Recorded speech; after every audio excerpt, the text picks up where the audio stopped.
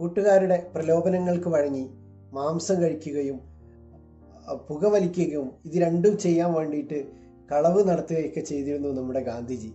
അങ്ങനെ ഇതെല്ലാ തെറ്റുകളും ഏറ്റുപറഞ്ഞുകൊണ്ട് ഒരു കത്തെഴുതി എനിക്ക് തക്കതായ ശിക്ഷ തരണമെന്നും സ്വയം ശിക്ഷിക്കരുതെന്നും സങ്കടപ്പെടരുതെന്നൊക്കെ പറഞ്ഞുകൊണ്ട് അച്ഛൻ ഒരു കത്തെഴുതിയിട്ട് അച്ഛൻ സുഖമില്ലാതെ കിടക്കുന്ന സമയത്ത് കരംചന്ദ് ഗാന്ധിയുടെ അടുത്തേക്ക് ഈ കത്ത് കൊണ്ടു കൊടുക്കുകയാണ്.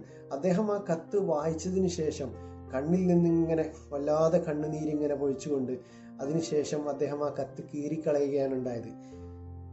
ഇത് ഒരു പാരന്റിങ് രീതിയാണ്. നമ്മൾ കുട്ടികൾക്ക് എന്തെങ്കിലും ഒരു തെറ്റ് ചെയ്യുമ്പോൾ കുട്ടികളെ വല്ലാതെ ശിക്ഷിക്കുന്നതിന് പകരം അവർക്ക് ഇങ്ങനെയുള്ള അവരെ ഇമോഷണലി ടച്ച് ചെയ്യുന്ന രീതിയിലുള്ള ഒരു പ്രതികരണം നമ്മൾ നടത്തി കഴിഞ്ഞാൽ അവർ പിന്നെ ആ തെറ്റിലേക്ക് ഒരിക്കലും പോകില്ല.